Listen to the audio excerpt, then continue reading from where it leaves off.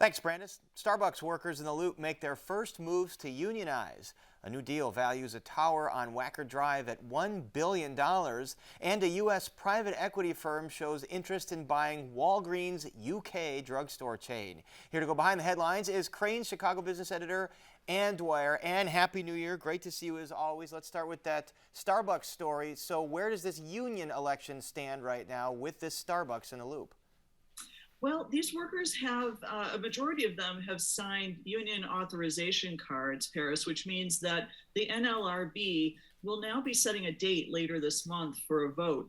If the card count is any indication, though, I think Starbucks is bracing itself for this particular location at Randolph and Wabash to go union. If it does, that'll be the first one here in the Midwest to have done so. As you know, there was one on the East Coast, I believe in New York State, that went union just a few weeks ago. And as I understand, Starbucks really doesn't want this to happen. Is this a sign that we could see more union Starbucks shops in Chicago?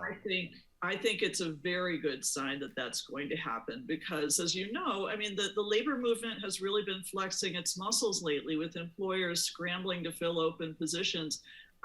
It's been a long time coming for labor, which has mostly been on the ropes for these past few years. But I think that this vote is going to be watched very closely by Starbucks and other employers around the country. The Loop office market is being watched very closely now, and there's a 55-story building, the Bank of America office building, for sale, valued at $1 billion. Who's the potential buyer here? The buyer is, they're buying a stake in it, the controlling stake. It's an outfit called Oak Hill Advisors, a very big investment fund out of New York. And basically, this is a bet on their part that the downtown Chicago office market is still a good place to be investing. And, you know, that runs contrary to the conventional wisdom of doom and gloom around office properties in general and the Chicago Loop market in particular. But as we keep seeing, these high-profile trophy properties keep trading hands at very high valuations.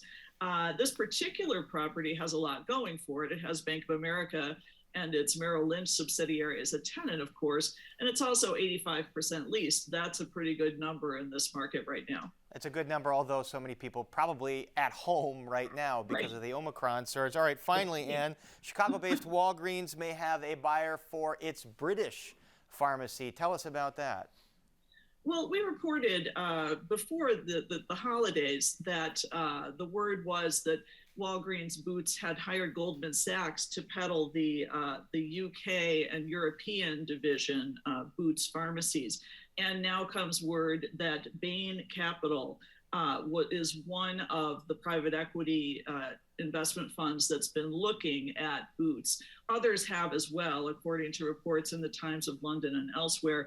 Basically what this means, Paris, is that this combination, which is really only a few years old, of Walgreens and Boots, is coming to an end, and it never really lived up to the hype when it was first proposed back in, I believe, 2012. And Bain Capital, the former home of Mitt Romney, I believe. Correct. I believe that's right. All right, Ann, great to see you in 2022. All the best for a great new year, and we'll talk to you soon. And to all of you.